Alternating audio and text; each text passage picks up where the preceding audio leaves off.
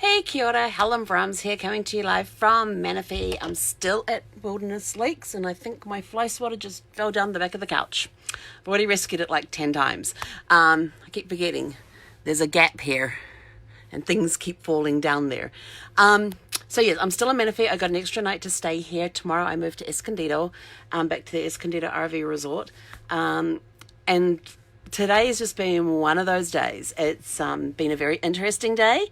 A very productive day. I got a lot of work done. Surprisingly, and amongst everything that happened, I got a lot of work done. Let's see, starting at the top, Animal got a new battery put in. So yesterday, if you saw my Facebook page, I posted this picture showing all the corrosion on Animal's battery and how bad it was, and AAA wouldn't replace it because of the corrosion. And then everybody kept giving advice like putting Coca-Cola on there and with baking soda and all of that sort of stuff. And then Dad gave me a call and gave me the exact specific directions with baking soda and making a paste and massaging it in with a foam toothbrush and all that, and got it all cleaned up. And so found a place today that would replace it for me, and I think O'Reilly's Auto Parts. So I went by there, got the battery, they installed it in like 5 minutes. It was changed out, and I discovered that it was actually that old battery was from June 2010, which meant it would have been only the second battery that Animal has ever had. And Animal is 15, coming up on 15 years old. We got him in August of, he's a 2005 Subaru Forester, and we got him in August of 2004. So that's how, and I know that we didn't put a new battery in him when we got to California, which meant that battery was put in just before we left Virginia to move to California. So that battery's been in there a long time. And the guy at O'Reilly's, he was very impressed with how long that battery had actually lasted. So he's now got a new battery, and Animal is starting beautifully and all of that. He just keeps throwing me off with the trip meter, because the trip meter, of course, zeroized again. And now I have to reconnect my phone to the Bluetooth in the car, and I've got to find the directions to do that, and so that sort of thing. So then I thought, well, I'm going to go via the service department at Giant RV to see if I can get the safety inspection report and the pre-delivery inspection report to see what they actually checked and all that, to see if we can figure out what's going on with my gas. And there was a whole drama thing going on with that. They refused to give me the report, saying they're proprietary. And I'm like, but this affects a vehicle that I own and the running of it, and there are safety concerns about it. And they refused to give it to me. But he said, if you bring the RV over, get it over here by a certain time, he says, we'll push you in and get it looked at. And so he gave me an hour. The RV park is 20 minutes away, which was fine. But there were a lot of roadworks in the way that was slowing traffic down. So it actually took me an hour and a half by the time I left there, drove back to the RV resort. Of course, I had to pack up everything inside to make sure it wouldn't go flying when I was driving. I had to disconnect the sewer, disconnect the power, disconnect the water, pull the slides in, pull the awning in, pull the jacks up. And that's like just doing that process with the disconnections and the pulling the slides in and pulling the feet up. That's like a 15-20 minute process when you're not rushing. And then, of course, I had to run around and put away everything that could go flying when I'm driving. And so I got all that done, got the little piece of paper from the ranger's office that I could stick on the power thing, because this is a park where you're not assigned a park. You find which site you want and you take it. So we put a site occupied sign on the thing, and off I went on my little jaunt over to there, and got there at 1 o'clock, and they got the guy to come out and have a look at the gas thing. Turns out he thought it was turned off as well. I thought it was turned off. So I've had two experts look at this thing, and it turned out it was actually jammed wide open. So all this time I've had gas available in here, but I wasn't able to start my cooker. Which is why I went out to turn the gas on in the first place, to find out I couldn't turn it on because I didn't know it was already open. And so got my little grippy thing, which I found out from my dad is called a poly grip. And I said, that sounds like something to hold your dentures in, but apparently that's what the tool's called. And jammed it open even more. But the guy at Giant RV was awesome. He turns around and he said he totally thought it was open as well, that it was closed as well, and was trying to get, but he finally figured out that it was actually jammed open. And so got all that working so I can now turn the knob on and off. And then we came inside and he showed me that he could get the cooker working.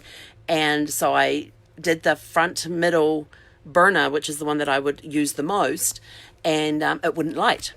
And he's there, the service manager's there, I'm there, and this thing won't light. And yet he's got the back burner, one of the back burners going, the second back burner's going, but this front one will not light. So we extinguished those. He lifted up the piece, lifted up the top of where the burners are, where you can access the under thing, and one of the wires had come off, so it couldn't light because the wire had come off.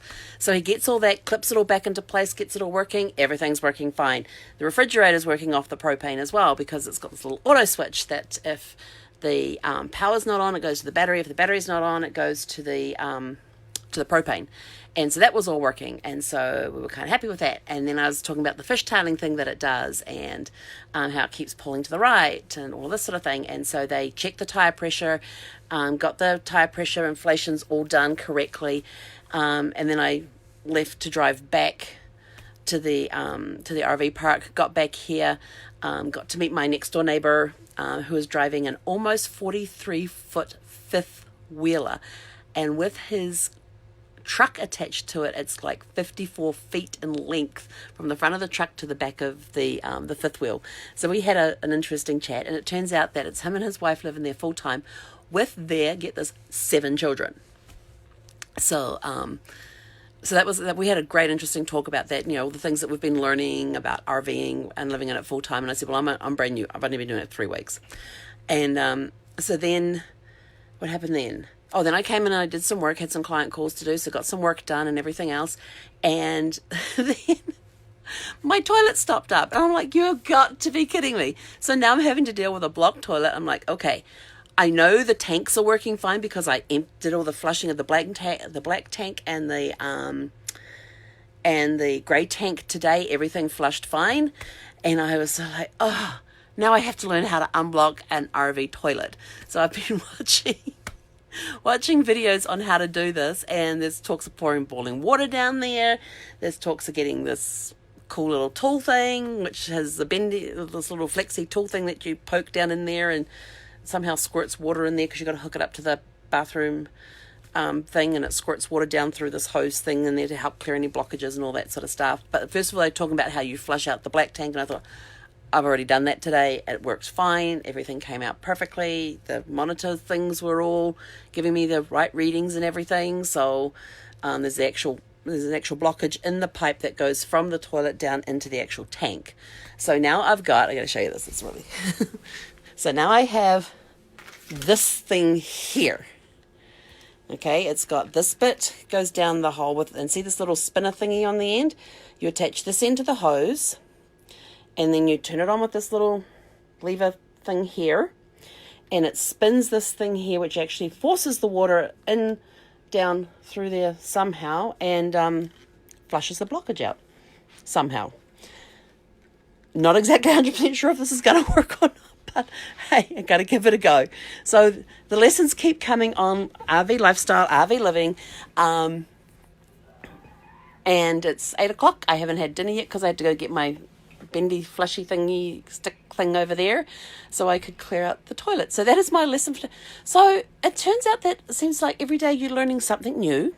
So what have you learned new today? So in the comments below, if you could put what your lesson today was, what did you learn today that is going to be something useful for you to use as you go along, following your dreams and your goals and stuff. What is something that you learned today that will help further your dreams and goals? So we're always learning. Something always happens in which we're going to learn some more. The funny thing is that when they kept talking about the blocked toilet and stuff and what you have to do and everything else, it was then go for a drive so you jostle it. And I'm like, I ain't unplugging this thing and going for a drive. That's going to have to wait till tomorrow morning, because I got to move tomorrow. So hopefully with what I've got to do tonight, that will clear the blockage in the toilet, and I won't have to unplug everything, go for a drive around the campsite just to come back again, because trust me, with the roads in this campsite, there will be a lot of bouncing up and down and unblocking things. So that's my lessons for today, is I've got to learn how to unblock my RV toilet. I've learnt that my gas was actually on, and I've been driving around with it on all this time, which scares the bejesus out of me, because driving around with a propane tank that's open and on, that just scares the living daylights out of me. So the first thing I did before I left the RV place was they had an area that I had to back out of, and the guy was going to signal me out. And so the first thing I'm doing before I even get in the thing is I got the lid open, and then they're turning the gas off so it wouldn't be on. And he looks at me and goes, "What are you doing?" I said, "I'm turning the gas off." And he's like, "Why?" I said, "Because I don't like driving with my gas on, and had I known this all this time, I would have done it beforehand." So thank you all for tuning in. What is your lessons that you have learned today that's going to help you further your dreams and goals, or help you down the road to achieve your dreams and goals?